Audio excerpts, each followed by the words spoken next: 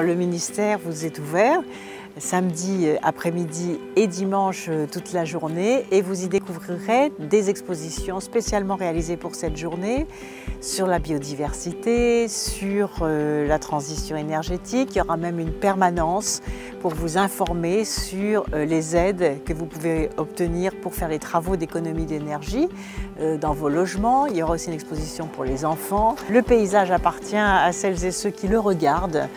Il est à vous et puis c'est aussi une façon de comprendre pourquoi nous devons préserver cette nature remarquable et même la réparer lorsqu'elle a été abîmée pour la transmettre aux générations futures. Alors bonne balade, bonne visite et beaucoup de bonheur à partager les beautés de la nature.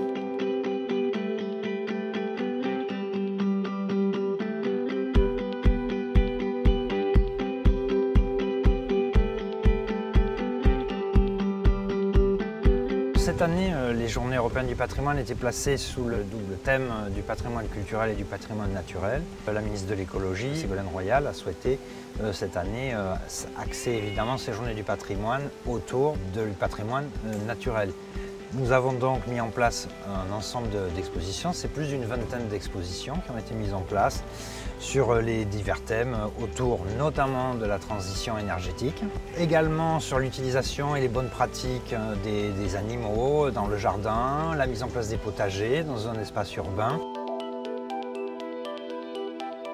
Il nous semblait important de montrer quelques gestes simples du bon jardinier qui prend en compte le développement durable à travers l'entretien du jardin, mais aussi comment il peut favoriser la biodiversité dans le jardin. Ces petits potagers, vous voyez au centre il y a un trou et donc au centre vous mettez tous vos déchets type épluchures et puis ça vous permet en fait d'avoir du compost qui sert directement à engraisser les légumes du potager. Donc, vous voyez, ce sont des gestes très simples mais qui permettent de montrer au grand public que l'écologie ça peut être aussi quelque chose de pas forcément très compliqué à utiliser dans le jardin.